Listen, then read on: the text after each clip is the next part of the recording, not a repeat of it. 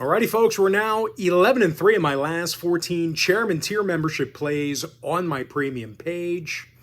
We had the Rangers plus $1 yesterday in the NHL, and they absolutely blasted the Islanders by the final of 9-2. Nice blowout winner for us. And the good news is I've got another chairman tier membership play going off here for Friday. That play's already posted and ready for access in the post section. And before we go ahead and move on, just want to take a quick time out and welcome you to my free pick video here today for Friday, April 11th, 2025. Happy Friday to you. Weekend's finally here. Congratulations, you made it.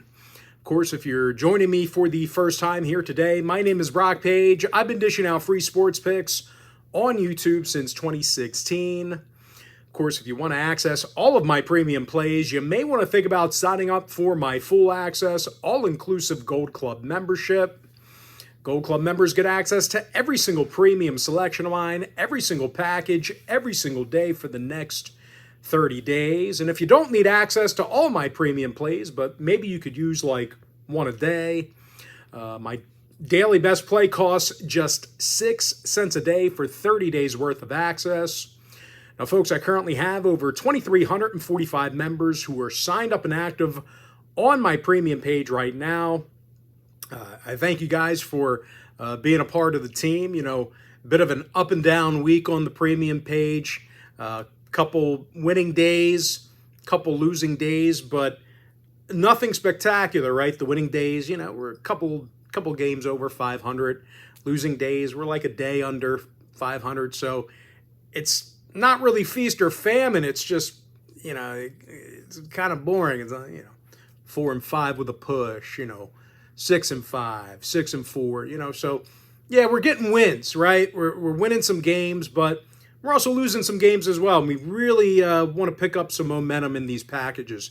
And so I got to do a better job. I feel like shit when that happens. I don't like losing games. And, I've been lackluster at best this week. This is me being honest with you. So, listen, the chairman package doing well, so you may want to think about hopping on board with that. But anyway, let's go ahead and dive into some free content. We're going to start off with the Hawks taking on the Sixers, 7 o'clock Eastern tip-off. Atlanta's minus 11, totals 240. The Hawks are 4 games below 500. Second of a back-to-back here on Friday. They failed to cover in 3 out of their last 4, having a tough time on the defensive end of the floor this year. Atlanta's allowing 120 points a game, bottom 3 in defensive field goal percentage. And listen, as bad as the Sixers have been, well, they're 8th in fewest turnovers on offense, so not making a ton of mistakes. They're just not getting to the basket. And obviously they have no star power. But regardless, they're still doing a nice job getting the foul line as well. Philly's 7th in the league in free throws made per game. Now, Grimes and Reese are questionable for Philadelphia. If you don't know those names, why would you? Capella's still nursing a hand injury for Atlanta. The Hawks saw their last 3 straight get over the total, 8-2 to the over in their last 10. Meanwhile, Philly games went 60% to the over in their last 10 themselves. I like the Sixers plus 11 over 240. Next matchup, Bucks Pistons, 7 o'clock East. Detroit's minus 5, totals 228. Now, Detroit's definitely had a tough time covering the number here recently. They failed to cover in 6 out of their last 10. They've been sending way too many shooters to the foul line this year. The Pistons are actually in the bottom 3 in the league in free throws allowed per game. And they're facing a Bucks team who has little problems getting to the stripe themselves. 2nd in the league in shooting it from 3 land as well. Gary Trent Jr. knocks down 41% of his long balls, double-digit points a game off the bench. And Giannis Antetokounmpo, he's averaging over 30 points per contest himself. 11 boards, 6 assists a night for the Greek Freak. Bucks games went 8-2 to the over in their last 10. Detroit with overs recently against the Kings, Timberwolves, and Cavaliers. I like the Bucks plus 5 over 228. Next matchup, Magic Pacers, 7 o'clock East. Indiana's -7, totals 219. The Pacers failed to cover in their last 2 straight, just 3-6 against the spread in their last 9. Now, Indy struggled grabbing defensive boards this year, and they're actually 25th in defensive field goal percentage. They're taking on an Orlando squad who's had little problems getting to the foul line this year. They're 4th in free throws made per game. They really don't turn it over a whole lot. Banchero, Carter, Joseph, Wagner, and KCP, they're all questionable for the Magic. Shepard's still banged up for Indy. Pacer games went 6-3 to the over in their last 9. Orlando with overs recently against Atlanta, San Antonio, and Charlotte. I like the Magic +7 over 219. Next game, Hornets, Celtics, 7:30 p.m. East. Boston's -19, totals 214. Now, the Celtics have the second best record in the Eastern Conference, 26-13 in the Garden. They've also beaten Charlotte in 9 out of their last 10 gatherings, really beaten up on these guys over the past handful of seasons. And of course, the Celtics, they continue to be aggressive, shooting it from 3 land. The Celtics make more 3 balls a game than any other team. Kristaps Porzingis makes 41% of his attempts from downtown. Just about 20 points a game out of him. Jason Tatum's averaging 27 points a night himself, 8 boards, 6 assists as well. And they're facing a Charlotte team who averages only 105 points a game, dead last in shooting from the field. Looks like Williams and Green are sitting out for Charlotte. Diabate's questionable with the flu. Meanwhile, for Boston, Jaylen Brown still battling a knee injury. Boston saw overs recently against the Knicks, Heat, and Spurs. Charlotte with overs in 6 out of their last 10 themselves. I like the Celtics -19, over 214. Next game, Heat, Pelicans, 8 o'clock East. Miami's -12, totals 216. Miami covered in 8 out of their last 10. They beat up on the Pels in 8 out of their last 9 head-to-head meetings. So if you're into historical trends, it's been all Miami. When it comes to defensive play, well, the Heat's currently 7th in points allowed, rarely sends shooters to the foul line. They're allowing fewer free throws a game than any other team besides one. They're facing a Pels team on the other side who really doesn't get to the line much themselves. New Orleans is in the bottom 10 in free throws made, bottom 3 in three-pointers. They're averaging just a dozen 3 balls a game. Messi, Brown, Alvarado, Olynyk, Hawkins, and Boston are hurt for the Pelicans. Stevens and Jovic are day-to-day for Miami. The Heat saw unders recently against Memphis, Washington, and Golden State. Pelican games went 5-3 to the under in their last 8. Like Miami -12, under 216. Next matchup, Wizards, Bulls, 8 o'clock East. Chicago's -17, totals 235.5. The Bulls are 6 games under 500, losing record at the United Center. And when it comes to defensive play, the Bulls allow more field goals a game than any other team. 120 points per contest they're giving up. They're facing a Washington club who covered in 3 out of their last 5 themselves. Covers against the Pacers, Magic, and Kings. Poole, Holmes, Middleton, Brogdon, and Bay are questionable for the Wizards. Jones and Ball still hurt for Chicago. Bulls games went 8-2 to the over in their last 10. Washington with overs recently against Philly and Brooklyn. I like the Wizards +17, over 235.5. Next game, Raptors, Mavericks, 8:30 p.m. East. Dallas is -11, totals 225. And when it comes to defensive play, the Mavs are currently 6th in the league in blocks, allowing only a dozen made 3 balls a game. And Toronto on the other side, well, they've been little threat shooting the long ball this year. The Raptors are making just 11 3 balls a game, second lowest in the NBA. We're also the second worst free throw shooting team in the association as well. Agbaji, Walter, Shed, and Pirtle are questionable for the Raptors. Thompson and Davis are day-to-day for the Mavs. Dallas saw unders in 5 out of their last 7. Toronto went 60% to the under in their last 10. I like the Mavericks -11, under 225. Next game, Nets, Timberwolves, 9 o'clock East. Minnesota's minus 17, totals 217. Minnesota allows just 109 points a night, top 10 in defensive boards. They're also allowing just a dozen 3 balls a game on defense. They've been tough against that deep ball. And they're facing a Brooklyn team who's been little threat on the offensive end of the floor this year. And as a matter of fact, they're dead last in field goals per game, just 105 points a night they're averaging. They saw unders recently against Minnesota, Toronto, and Indiana.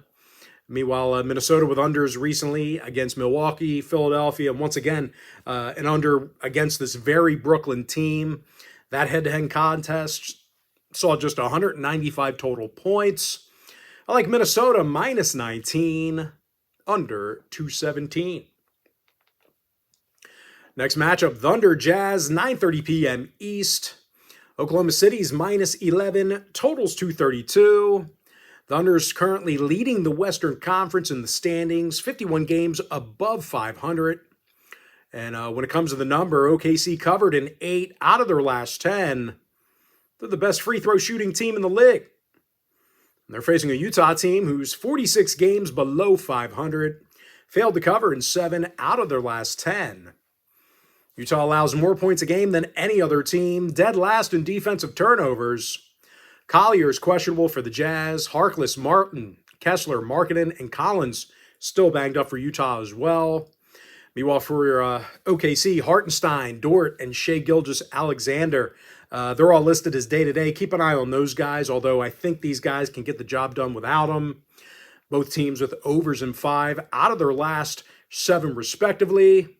Give me the Thunder, minus 11, over 232. All right, next matchup, Warriors-Blazers, 10 o'clock East. Golden State's minus 13, totals 227.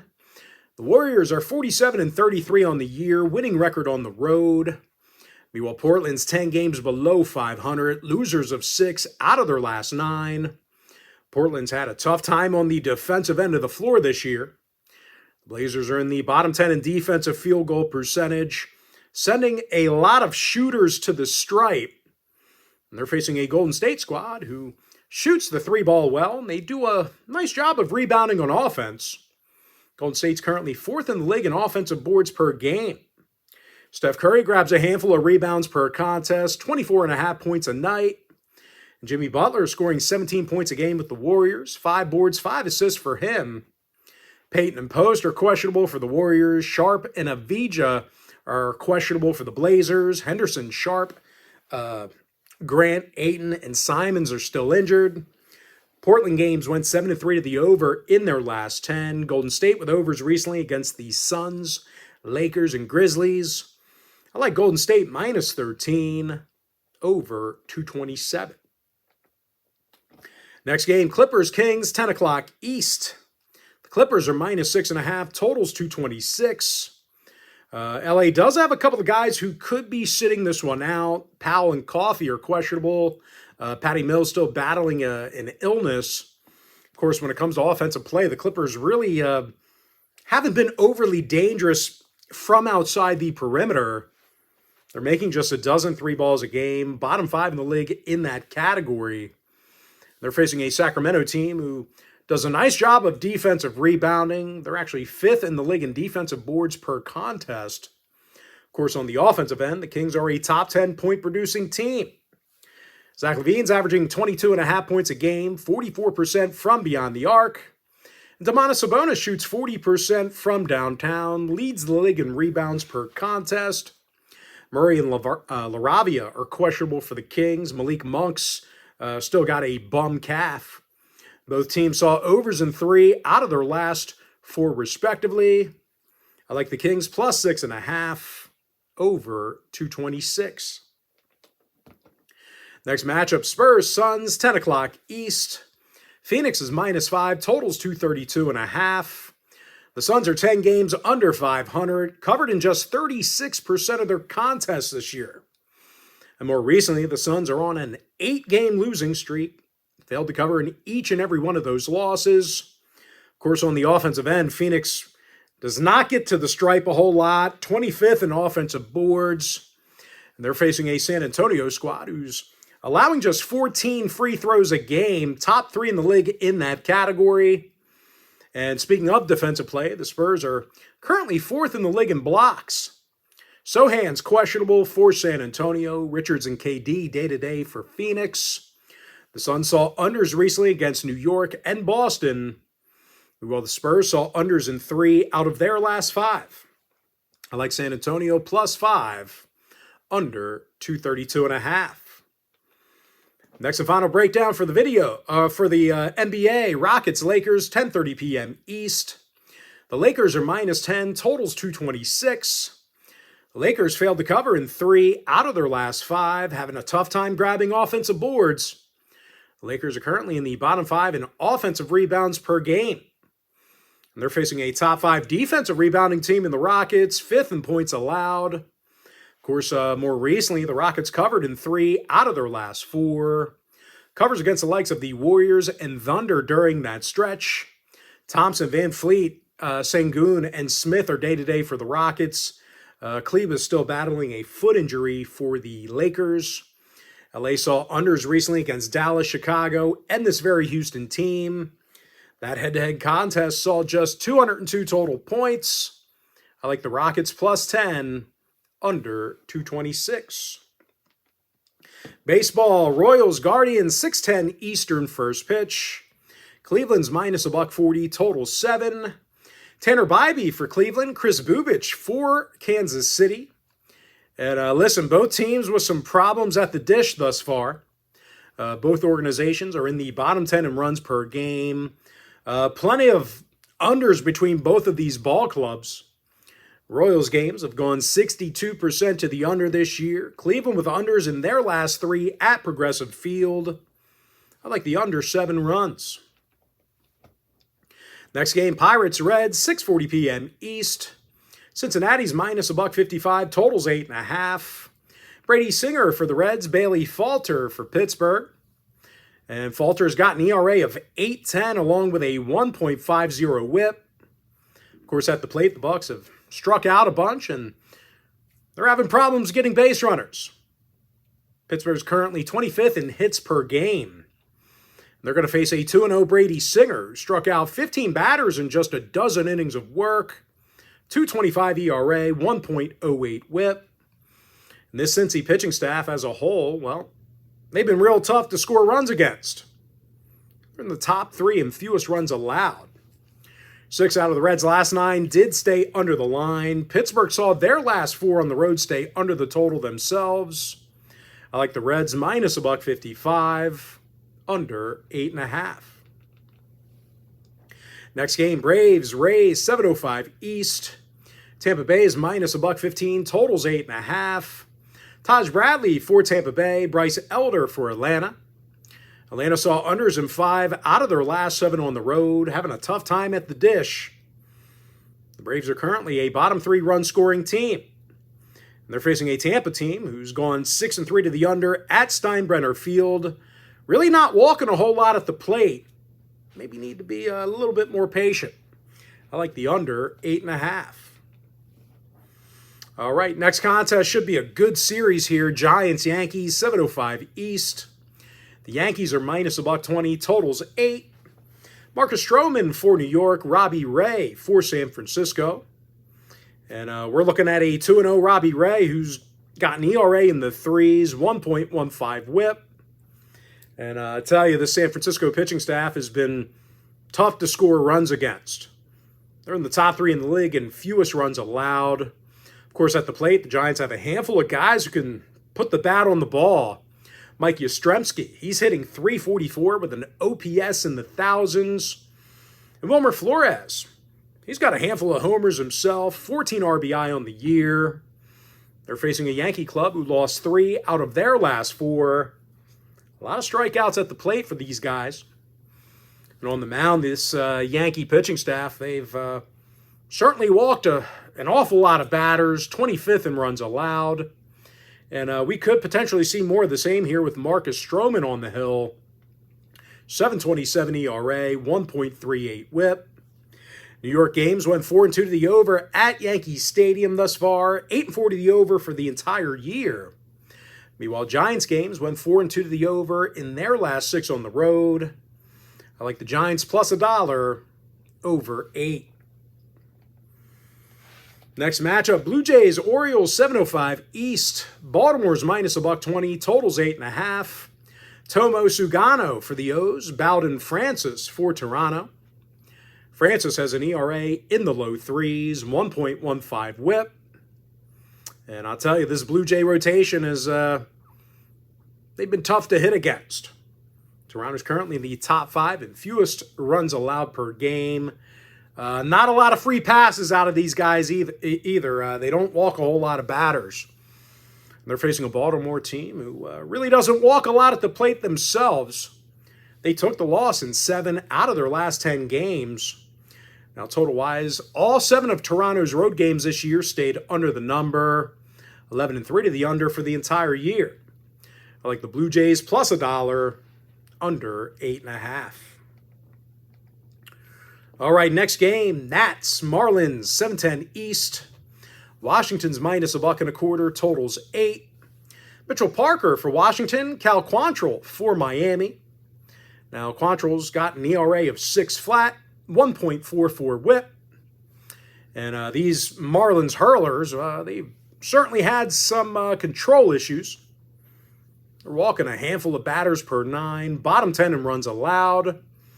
They're facing a Washington team who got the W in 4 out of their last 5. Coming off back-to-back series wins against the Dodgers and Diamondbacks. And in their last 5 games, that's did a pretty nice job producing runs. They averaged 5.6 runs a game during that stretch. James Wood, handful of homers on the year, double-digit RBI. Keibert Ruiz, 333 at the plate, OPS of 934. And even if the bats do go, cold for Washington, they've got a good one on the mound in Mitchell Parker. 2-0 record already, .73 ERA. The Nats have seen overs in 7 of 12 this year. Marlins games went 4-3 to the over at Lone Depot Park. I like the Nationals minus $1.25 over 8. Next matchup, Red Sox, White Sox, 7:40 p.m. East. Boston's minus $1.70, totals 8. Sean Newcomb for Boston, Davis Martin for Chicago. Martin's got an ERA of 5.73, just 4 strikeouts and 11 innings of work. But even if he ends up throwing well here today, there's a pretty good chance he'll get little to no run support. Chicago's in the bottom 3 in run production, bottom 3 in hits. They're facing Sean Newcomb, who's averaging a strikeout an inning despite a rocky start to the year. Of course, as a team, the Bo Sox did get the W in 6 out of their last 9. They're in the top 5 in hits per game at the plate. Now, total-wise, oddly enough, Boston saw 5 out of their last 7 away from Fenway stay under the number. 10-4 to the under for the entire year. Meanwhile, Chicago games went 7-5 to the under this year themselves. I like the Red Sox minus $1.70, under 8. Next game, Angels, Astros, 8:10 Eastern start. Houston's $1.50, totals 8.5. Ronel Blanco for Houston, Jack Kokonowitz for Los Angeles. Now, Coachie's got a 3.27 ERA, 1.00 whip. Of course, as a team, the Angels got the W in 7 out of their last 10. Doing a pretty nice job rounding the base paths. LA's currently a top 10 run-scoring team. Kyron Paris, he's hitting .393, handful of homers, and a .1485 OPS. And Logan O'Hoppy's got 5 homers on the year himself, OPS in the 1100s. They're going to face Ronel Blanco, who's definitely allowed his fair share of runs. Blanco's got an ERA close to 10 already, 2.10 whip. Of course, as a team, the Astros dropped 6 out of their last 9. Pitching was pretty rough during that stretch. Houston games went 60% to the over in their last 10. Angels 7-3 to the over in their last 10 themselves. I like the Angels plus $1.25, over 8.5. Next matchup, Rockies-Padres, 9:40 p.m. East. San Diego's minus 220, total 7. Nick Pivetta for San Diego, German Marquez for Colorado. And even though Marquez has looked pretty good, the Rockies just can't score. They're striking out double-digit times a game in the box, dead last in runs per game. They're going to face a San Diego pitching staff who allows fewer hits a game than any other team besides one. Of course, at the plate, this Padres lineup rarely strikes out, and they're in the top 3 in hits per game. Jackson Merrill's batting .378, OPS of .1090. Fernando Tatis is hitting .364, OPS of .965. Padres games have gone 7-6 to the over thus far in the year. I like San Diego minus 1.5, over 7. Next matchup, Rangers-Mariners, 9:40 p.m. East. Texas is minus $1.30, total 6.5. Jacob deGrom for the Rangers, Bryce Miller for Seattle. Miller's 0-2 with an ERA of .573. And even if he does end up throwing well, the M's have had a tough time producing runs. They're a bottom 3 run-scoring team. And they're facing a Texas pitching staff who rarely walks batters, got the W in 7 out of their last 10. And they've got a good one in Jacob deGrom on the bump. .338 ERA, 1.13 whip. Ranger games have gone 62% to the under this year. Seattle with unders in 8 out of their last 10 at home. I like the Rangers, minus 130, under 6.5. Next matchup, Mets, Athletics, 10:05 Eastern first pitch. The Mets are minus $1.35, totals 10. Griffin Canning for New York, J.P. Sears for the A's. And both starters are off to good starts. Sears, .346 ERA, 1.00 whip. Meanwhile, Canning on the other side, he's averaging a strikeout an inning for the Mets, ERA of .279. Mets games have gone 4-2 to the under on the road, 75% to the under for the entire season. I like the under 10 runs. Next and final breakdown, Cubs, Dodgers, 10:10 Eastern first pitch. The Dodgers are minus $2, totals 8.